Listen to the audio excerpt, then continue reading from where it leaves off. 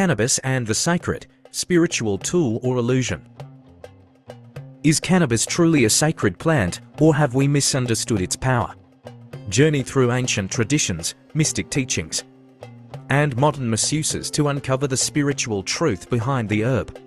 This is not about science or politics, it's about spirit, shadow, and sacred responsibility. Chapter 1. The Sacred Roots of the Plant. At the dawn of great civilizations, when kings still knelt before oracles and shamans were the keepers of cosmic wisdom, plants were more than medicine, they were bridges between the visible and the unseen. Cannabis, in this ancient web of spiritual alchemy, was never just a plant. It was a portal, a tool, a test.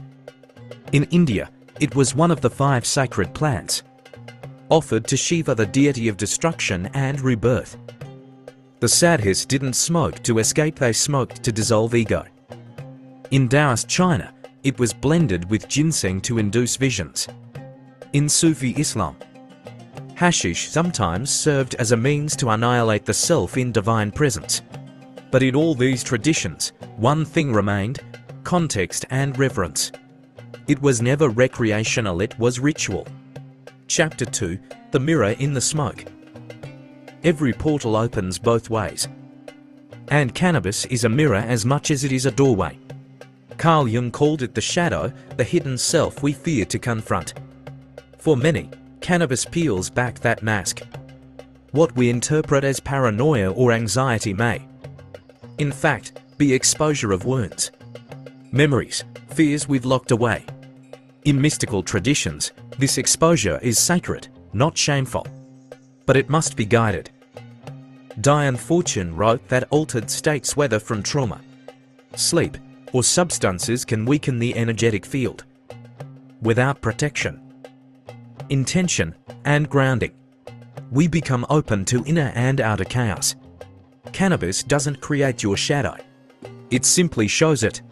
The question is, are you prepared to meet it? Chapter 3. The Collective Container. No plant was ever meant to be used in isolation.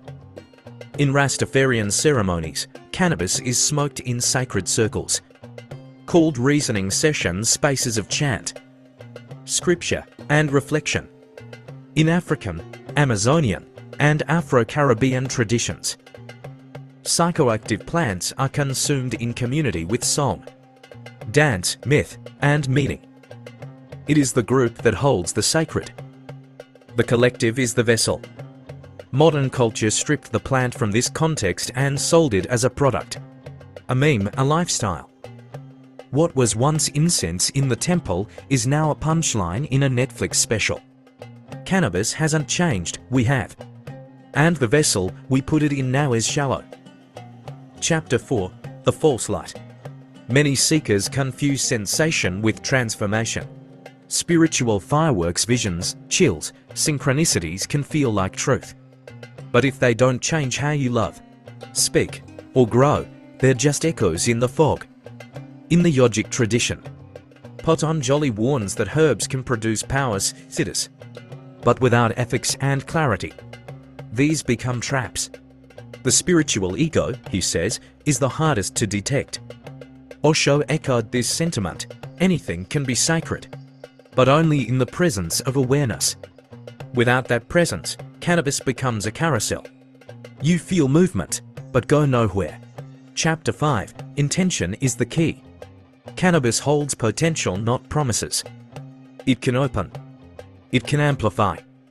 But it can also confuse. That's why ancient practitioners always combined it with silence, fasting, prayer, or guidance.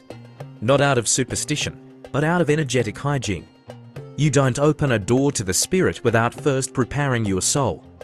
If you light a joint to escape, you may find yourself lost.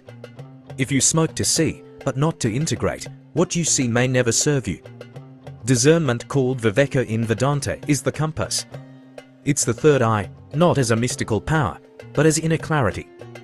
And without it, cannabis doesn't show the divine. It mirrors your illusions. Chapter 6. So, is cannabis sacred? Yes, but that's not the right question. The real question is, are you sacred enough to use it?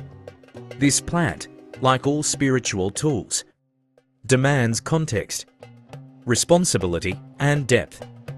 It's not about how high you feel, but how deeply you live after the effect fades. The spiritual path isn't made of euphoric visions. It's made of shadow work, of small honest choices, of peace that isn't rented but grown. So next time you approach this plant, don't ask, what will it give me?